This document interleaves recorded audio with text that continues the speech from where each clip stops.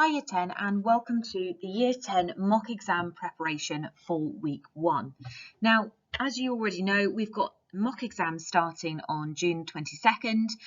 We don't know exactly when the history one will be yet. As soon as we get the timetable, we'll let you know. But what we do know is that your exam is going to last for 90 minutes and will involve questions on both Germany and Elizabeth. Now, what's going to be on it is listed below, and each week we're going to do a revision video that will revise either one or two of the topics each week to try and make it manageable for you. As you can see here, you're going to be asked about the Kaiser, specifically about Volpolitique and the Anglo-German naval race. This video is going to go through that. This video is also going to go through early Weimar on the economic and political problems. And then in future weeks, we'll do videos that will cover Hitler coming to power, how Hitler controlled Germany, and also some specific areas of Elizabeth about marriage and the Essex Rebellion. Don't worry if you don't know anything about those yet, because we haven't covered them, but we will be covering them in the future. As I mentioned, we're doing a 5-week programme to try and support you and make sure that your revision is broken down into manageable chunks. This week we're going to be looking at Kaiser and early Weimar. You can see that you'll be revising this during the week of the 17th to 24th of May.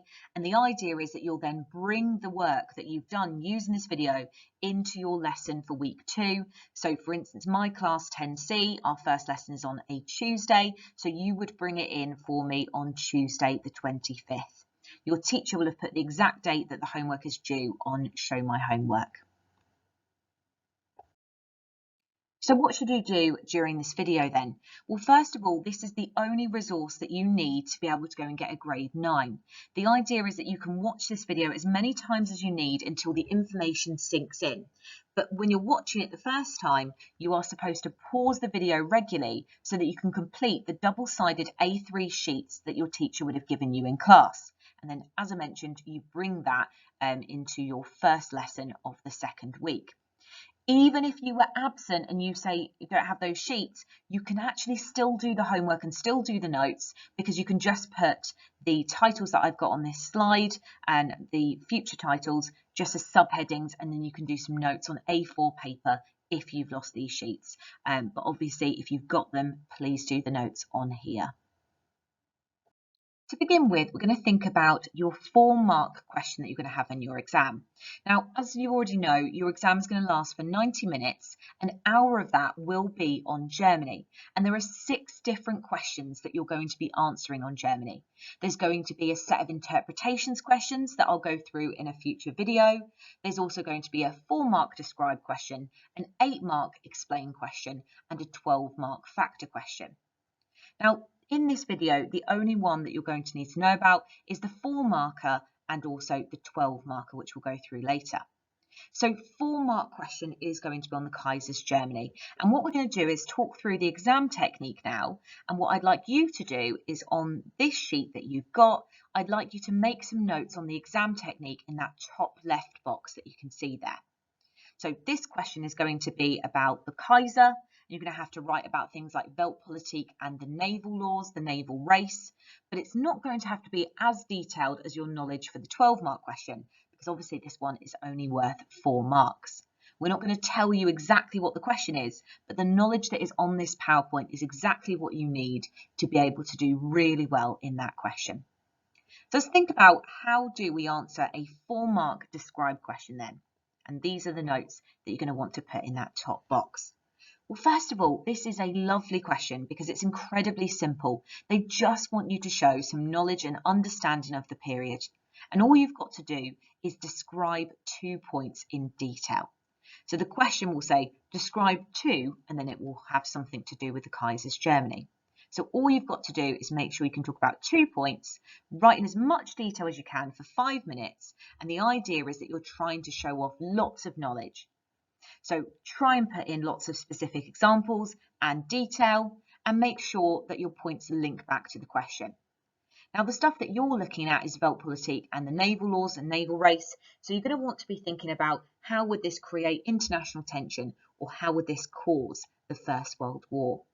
So pause the video here to make some notes in that technique box.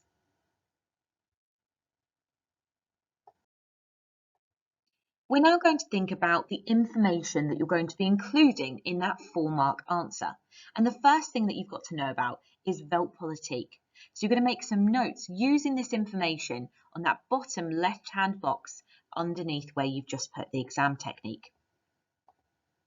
So we're going to talk about what does Weltpolitik actually mean. Now, it's a term which just means world policy. If we translate it from the German, it means world policy. And it's the name given to the aggressive foreign policy of the Kaiser. Now, Wilhelm had had quite a difficult childhood, and he'd spent lots of his childhood in England visiting his grandmother, Queen Victoria. When he came to England, he was always very jealous of our navy and our empire, and he wanted the same sort of power and glory when he ruled over Germany. He believed it was time for Germany to have a place in the sun. Remember, at this point, there was a saying that the sun never set on the British Empire because it controlled about a quarter of the world's land surface. He wanted the same sort of power and status that the British had at this point, and therefore he even said in a British newspaper in 1908, "I want a place in the sun." This was a direct threat to Britain because he was using that terminology, that common phrase that people said about the British Empire. And in order for him to get a place in the sun, he was going to need to take over other countries in other parts of the world, which is obviously going to threaten Britain. Now, at this point, Wilhelm particularly wanted to take over land in Africa, and that's because at this point, the scramble for Africa was going on. This is basically when lots of European nations like Britain and France and Germany believed it was their right to be able to take over land in Africa because they had terrible racist attitudes. Wilhelm was one of those people that wanted to expand the empire, and he wanted to gain colonies, and he tried to take over places like Cameroon. He thought that Weltpolitik was really important because it would help unite the German people. He was really struggling with them for a while because there was industrialization that was going on, and this had made lots of people support the left-wing Socialist Party, which basically stood for the complete opposite to what Wilhelm stood for. So he believed if he could expand his empire, he would be able to gain the support of the German people, that they'd admire him for it and support him further. And it would also distract them from the problems at home, the industrial conditions, and also stop the growing threat of socialism. However, in order to get this large empire, he was going to need a larger navy and army, because he would need to conquer these places, and then he would need to make sure that he could maintain control of them.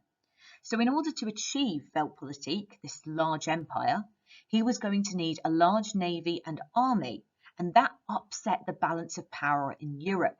This was one of the key causes of the First World War in the long term, because it basically upset countries like Britain and France, and it actually pushed them into an alliance called the Entente Cordiale, which later in 1907 became the Triple Alliance between Russia, Germany, and Britain.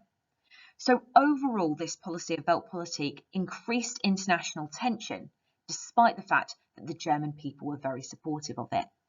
So I'd like you to pause this video now and make some notes in that bottom left-hand box, all about what Weltpolitik was and why did it cause the war. The next area you're going to need to know about for the Kaiser's Germany is the naval laws and naval race. Because remember, that 4-mark question you're going to get is asking you to describe 2 things. One of them will be Weltpolitik, the other will be the naval laws and how it led to the naval race. So we mentioned that the Kaiser wanted to build up this big empire in order to gain the sort of wealth and status that Britain had at this point. Wilhelm therefore thought a large, powerful navy would help him in this quest because he needs to use it to build up his empire, but then also needs it to be able to protect the empire once it's been built up. Now, this is going to cost a lot of money and take a lot of time, so the Kaiser passed 5 naval laws between 1898 and 1912. The first one that he passed in 1898 increased Germany's fleet to include 19 battleships. Now, the Reichstag, the German parliament, was often hostile to military expansion because it cost a lot of money. However, the Kaiser put in a very skilled diplomat, Admiral von Tirpitz, who was also in charge of the navy, to go into the Reichstag and talk to them about how important this was. And eventually he managed to win them round and gain the support and the increased taxes needed to be able to fund this expansion of the navy.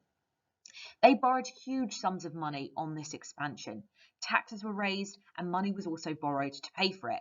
And as a result, Germany would be in debt for a long time. Now, you are going to think about economic problems later on as well. And what you'll see is that Germany, before reparations were even put in place from 1921, they were already in debt 1.44 billion marks. And part of that was down to the fact that the Kaiser spent so much money building up his navy before the First World War even started. And we need to know about its impact on Germany, but even more important is the impact on the relationship between Germany and Britain. Now, Britain were already upset with the fact that the Kaiser wanted his place in the sun, and they already found that threatening. But now that the Kaiser was building up his navy, it was even more of a direct threat to Britain. Now, Britain's an island nation. Our navy is our first line of defence, and therefore the British at this point had a rule called the two-power standard. And this was the idea that the British navy needed to be at least as big as the world's second largest navy and the world's third largest navy combined. So basically we needed to have complete control of the seas. Nobody was supposed to be able to be even close to our naval power.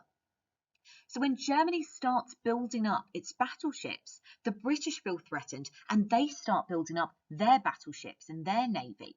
And then it becomes a race between the two to see who can build up their navy the fastest. The British wanted to make sure that they still had the largest navy by a significant mile. Now, Britain then changed the naval race in 1906 when they built the first of a new and superior class of battleships called the dreadnoughts. Now, after they created this superior battleship, the Germans then decided that they wanted some kind of similar battleship, and they built the first one of theirs. It then became a race not only to build ships generally, but to build these particular type of ships, these dreadnoughts, these superior warships. Now, this is really crucial because it led to the British public supporting the First World War and supporting the naval race. There was even British people that chanted in 1908 outside Parliament in London, "We want 8 and we won't wait." They were suggesting that they were okay with the British government paying loads of money to build these battleships as long as they could compete with Germany. And in the end, Britain won the naval race with 29 of these dreadnoughts by 1914, when Germany only had 17. So as we've mentioned, this was a particular cause of the First World War. It was a long-term reason for why war broke out in the summer of 1914. Because Wilhelm's actions through Volpolitique and the subsequent naval race had led to increased tensions with Britain and actually contributed to Britain forming an alliance with France and Russia.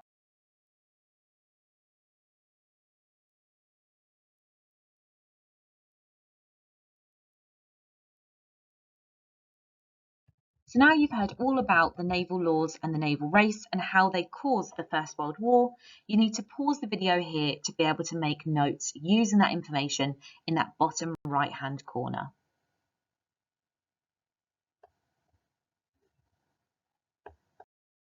As well as doing a 4-mark describe knowledge-based question, you're also going to be doing a 12-mark question in your exam. Now, you don't need to write anything down from this slide, but I just want to give you a little bit of an introduction to a 12-marker and the kind of thing that it could look like. Now, this isn't the actual question that you're going to be answering, but here's an example of one. Which of the following had the greater impact on the German people, the Treaty of Versailles or the hyperinflation crisis? Explain your answer with reference to both bullet points. So this answer is going to be very detailed. It's going to require 3 larger paragraphs. And obviously, we're going to go into much more detail than the 4-marker. So we'll talk about exactly what it's going to be on this next slide. We're going to talk through the exam technique for this one now. And what I'd like you to do is make sure you're getting some notes on this in that top right-hand box where you've got the exam technique for a 12-marker. So first of all, it should take us about 15 minutes to answer this. It needs to be much more detailed than the 4-marker, obviously, and this time we're going to need to write 3 detailed paragraphs showing off as much knowledge as we can, as well as making a judgment in the conclusion. It's really important that you address both bullet points equally and you make sure that you've got lots of points in each of those paragraphs. Because it's worth 12 marks, obviously, we're expecting you to write in much more depth. And there is going to be a lot to write about because your question is going to involve you discussing economic and political problems in the crisis years. And within each of those paragraphs, there are going to be multiple examples of things that you would talk about. For instance, when you're writing about economic problems, you'd be writing about things like reparations, the invasion of the Ruhr, and hyperinflation. So obviously you can see your paragraphs would be detailed as a result. Now, it's really important in this question that you aren't just describing problems, but that you're also linking back to the question and explaining how that affected Weimar. Why was it a threat? Why did it damage the reputation of the Weimar government? So it's really important that you are focusing on your explanations here. That's a skill that you're trying to show off. You also want to make sure that you have a conclusion that involves you explaining your judgment. You can't be wrong. You've just got to pick which one affected Weimar more, and then you've just got to explain why you think that. But for those of you looking to get a grade 8 or 9, it's really important that you show a sophisticated understanding and you link the factors together. You think about how did, for instance, economic problems cause political problems. So just a reminder what your 3 paragraphs are going to be on. Paragraph 1 is going to be all about the first bullet point, including lots of detailed knowledge and links back to the question, lots of explanation. The same for paragraph 2, except it's going to be on the second bullet point. And then paragraph 3 is going to be your conclusion, where you're going to make a judgment and explain why you think that. And if you want to get a grade 8 or 9, you're going to try and link the factors or events together. Pause the video here to make some notes on that technique. We're now going to go through the knowledge that you're going to need for your 12-mark question. You're going to need to turn over your A3 sheets so that you can write notes on the 3 different political problems and then the 3 different economic problems, and then obviously you'll use these to revise. The third political problem that existed between 1919 and 1923 was the left-wing threat. This took form as the Spartacist uprising. The Spartacist uprising happened because some extreme left-wing Germans felt the revolution hadn't gone far enough. They wanted greater equality for the German people, especially the workers. They believed that this could only really be achieved by setting up a communist government that would be run by councils.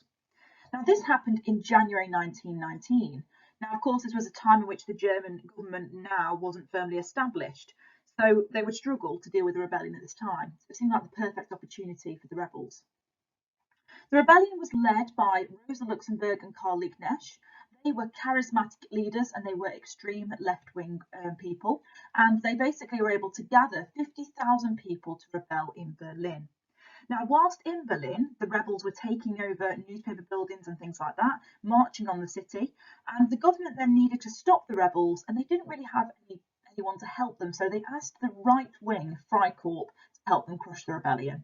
Now, the right-wing Freikorps were ex-military, they were unemployed soldiers, and so not only were they quite angry at the situation, but they also were angry at the communists. They wanted to crush the communists as they were their political rivals, and they did this brutally.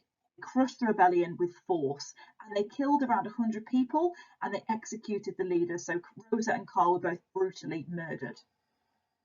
Now, in terms of considering the impact of the rebellion, obviously we need to think about the fact that this was a clash between the right and the left, so it could have actually led to a civil war between the two, and obviously we know that it made the government look weak. But one of the most important things that comes out of this is the impact on the Freikorps, because after this, the Freikorps felt really powerful. It gave them confidence to take on the government themselves, and that is what led to the Kapp Putsch in March 1920. Because the Freikorps had realised that the government weren't capable of crushing the left-wing threat, and so they hoped it meant that the government wouldn't be able to crush them either. Now, one thing I just want to point out at the end here, guys, is that this wasn't the last attempt of the communists, but it was their main opportunity. It is the main communist uprising that you need to know about. There were others that happened for example, one in the Ruhr, but that's not one that we necessarily need to focus on for this part of the course. I really want you to make sure that you're just confident with the Spartacist uprising in particular. The fourth political problem between 1919 and 1923 was the right-wing threat, and this took form as the Kapp Putsch. Now, right-wing threat sort of existed really from the beginning of the Weimar Republic's establishment, because we know that many Germans at the time held quite right-wing beliefs. Many of them wanted a strong government, many actually wanted a return of the Kaiser or something similar, and there were powerful people within government like the judiciary and even the army who were right-wing, and they hadn't been replaced as part of the new German Revolution. Of course, this caused problems for Weimar because it meant that these people did not support them. Instead, they wanted a return of something similar to the Kaiser's rule. And we also know that the Freikorps as a group were right-wing. We know they hated democracy and they wanted a strong Germany. But we also know that because they were ex-soldiers, they believed generally in the stab in the back myth. They believed that the German army was not responsible for the loss in World War I. They believed that the politicians had basically stabbed the army in the back and signed the armistice, making them the November criminals. Also, another reason why the Kapp Putsch occurred was because of the outrage of the Treaty of Versailles. Now, the Treaty of Versailles was signed on the 20th of June 1919, and of course, by the time the Kapp Putsch breaks out, it's March 1920, so it's shortly after. And these men that are part of the ex-military are essentially so angry and outraged at the fact that the military has been cut down to 100,000 men in the army in particular. That meant that they were willing to go against the government and overthrow them for their role in the Treaty of Versailles. So 5,000 of these men originally started the rebellion, and they were led by Wolfgang Kapp and General Luttwitz. Now, in terms of obviously the actual rebellion taking place, it was quite similar to the Spartacist rebellion in the sense that they were taking on Berlin, rioting through the streets, but this time they were armed and probably in some ways more dangerous because they were military trained men, but also they were taking over buildings and things like that. So the army, of course, would usually be brought in to crush a rebellion like this. At this time, the army refused to crush the rebellion because they said that troops don't shoot on troops. And essentially, you've got to remember that the Freikorps were ex-soldiers. Many of these men may have fought alongside each other in the First World War. And so at this time, the government was under increased pressure and they were worried for their lives. So the government actually fled to Dresden. They left Berlin. Of course, that made the government look extremely weak. Number one, because they don't have the support of the army, but number two, because they don't even stick around and they basically flee for their lives, which of course is probably necessary because their lives were in danger. But of course, at the time, that did definitely give them a poor reputation. Now, in terms of obviously the crushing of the Kapp Putsch, we know it was not done violently by the army. Instead, Eber calls upon the trade unions to mount a general strike. Now, this is really important because this is obviously how the rebellion ends. It's how Kapp realises that he cannot get control of the workers. Workers in Germany, of course, generally were perhaps more supportive of the central or right or left-wing groups. They were certainly not as supportive of the right-wing groups.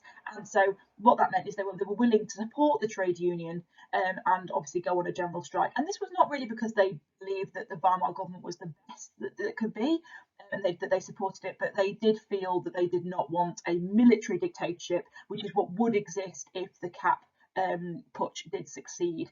So the trade union strike actually lasted for about 4 days in Germany. There was no gas, no electricity, there was no transport, there was no water, nothing, and the city shut down. What this proved to Kapp was that he could not get control of the workers, and this meant that he himself had to flee. Now, in terms of punishment, Kapp was the only person that was punished for this. Basically, all the others got away with it, and this just encouraged further right-wing opposition because, of course, it was made quite clear that members of the judiciary, the judges, were definitely more right-wing, and they would support the right-wing movements in a way by not punishing them as much as they had done the left wing. Let's not forget, guys, in the left wing, Rosa and Karl were both brutally executed, and 100 other people were killed as part of this rebellion, whereas with the Kapp Putsch, only Kapp is arrested and the rest of them get away with it. So I hope that gives you a bit more detail about why this political problem was a problem, because ultimately it just encouraged things like the Munich Putsch later on in time. What I'm going to be looking at is the Munich Putsch and what happened and how it was stopped. So first of all, the Munich Putsch took place in November 1923, and we also know that it took place in Bavaria in Munich. So again, it was not an attack on Berlin. So Hitler had basically planned a rebellion in Bavaria with the support of some other right-wing politicians. You might remember Gustav von Kahr, who was basically the governor of Bavaria, and he had originally planned to work with Hitler in this rebellion. They thought this would be a really good time to rebel because hyperinflation was still going on, and so the Weimar Republic at this time was really unpopular, and so Hitler and Kahr basically hoped that the people would be more inclined to join a rebellion at this time. So when Kahr basically decided he wasn't so sure about joining the rebellion, he started to hesitate, Hitler and 600 stormtroopers, remember they're the SA, burst into a meeting in a beer hall where von Kahr was speaking, and they forced him at gunpoint to declare a rebellion. The next day, the Nazis, supported by General Ludendorff, who was a war hero at the time, they decided to march on Munich. And they had actually been betrayed by von Kahr during this rebellion because he essentially, whilst being held, had managed to phone the armed police. And this is when the Nazis, of course, were defeated because the armed police arrived with notice of rebellion occurring. And then there was a short gun battle. 16 Nazis were killed, and so were 3 policemen as well. Hitler himself was arrested after this event. Now, of course, we know that the Munich Putsch wasn't successful in the short term because it failed, essentially. It had been defeated, and this was largely because of Kahr phoning the authorities. But actually, the Munich Putsch had a number of important long-term consequences. So when we think about what those consequences were, the most important one really is Hitler himself gaining a lot of publicity during the trial. His trial became a media sensation. It definitely got him a lot more perhaps support, but even if it wasn't support, people knew who he was, and that obviously helped him later on down the line. We also know that whilst he was in prison, he was treated very fairly. We know, for example, that he was given quite a comfortable cell. He was given fresh flowers every day. He was allowed as many visitors as he wanted. And one of his visitors, of course, would help him to write his autobiography, Mein Kampf, which, of course, would outline his ideas. And by 1925, it had become a bestseller. And so what we know is that although the Munich Putsch had failed in the short term, it was not a success, but actually in terms of the long term, it had gained the Nazis more publicity, and it would continue to do so because whilst in prison, of course, Hitler did manage to write his own book. It's also important that we know that the problems that were caused by this is, again, the highlighting of the unfairness of the judicial system. Again, we know that Hitler basically was given a prison sentence. He was sentenced to 5 years, but he only actually served 9 months of that time. This again is an example of treason. He tried to take on the government. He tried to overthrow the government, but he still was only given 9 months in prison. And even then, it was also a comfortable sentence in a comfortable cell. So that basically tells us a lot about the system itself and the support again for right-wing rebellion. Now, essentially, one of the most important things that Hitler learns from this is the fact that he was not able to gain power through a revolution. Okay, Hitler had realised that he'd ended up in prison, and yes, the sentence was short, but he knew, therefore, that having violent protest was not going to work. It hadn't worked for the other groups before him either.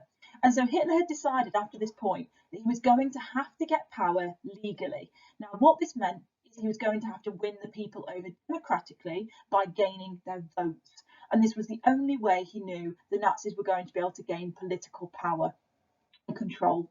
And so actually, again, Munich Putsch was an important turning point for the Nazi Party overall.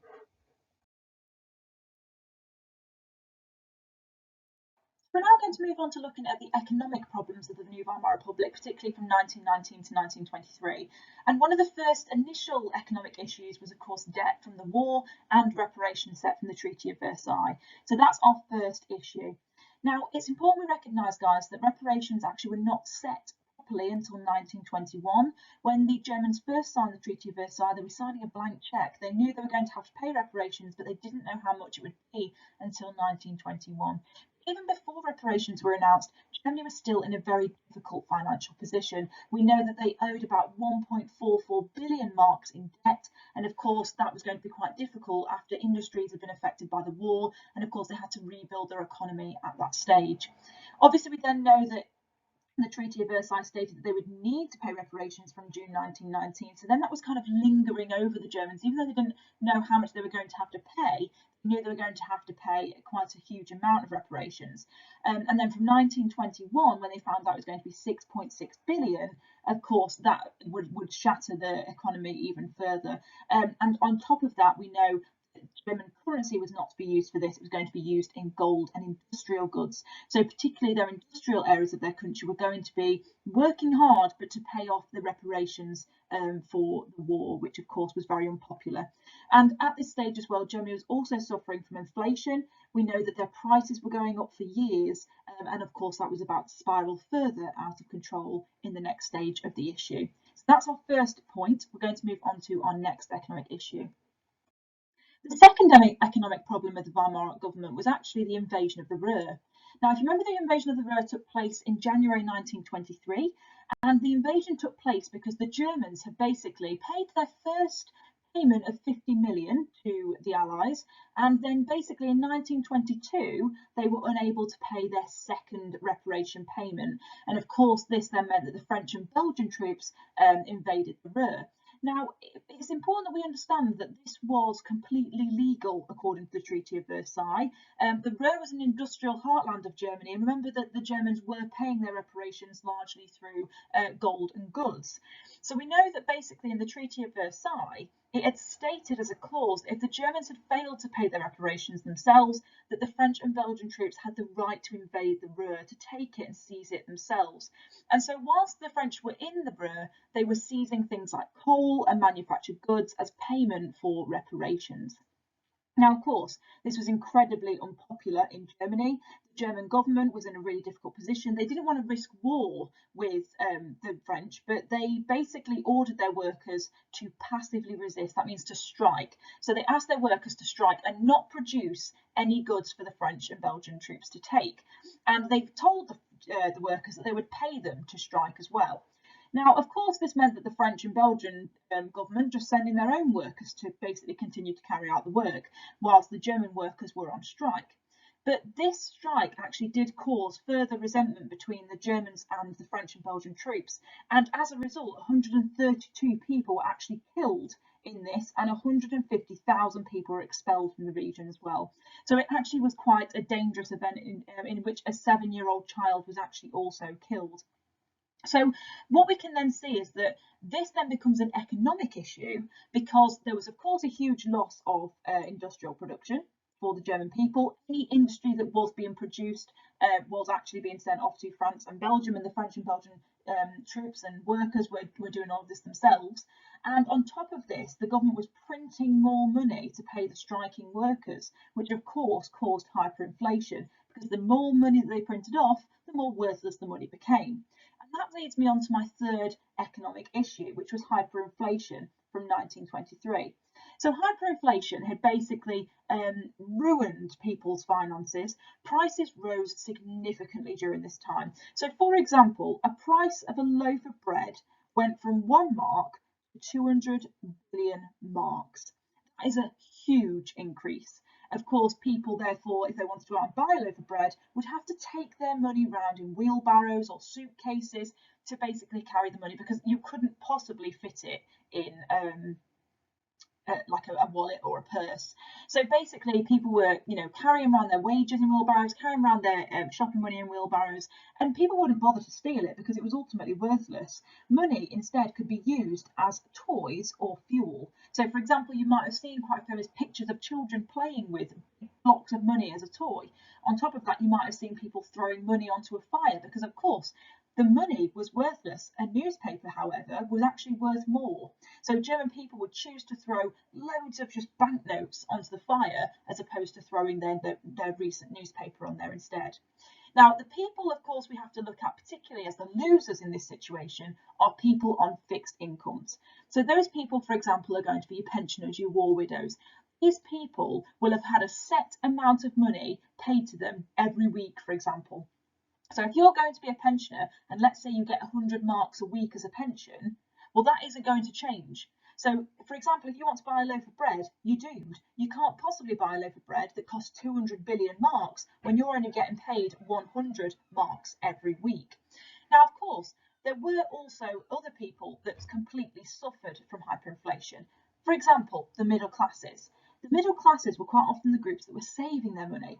Well, again, if you were a saver and you had 50,000 marks in the bank, you now couldn't buy a single egg with that money. You couldn't buy a loaf of bread with that money. So your life savings were virtually worthless. You can imagine how completely devastated those people were. However, there were some people that benefited. For example, people that had huge loans, were in debt or had mortgages, they benefited.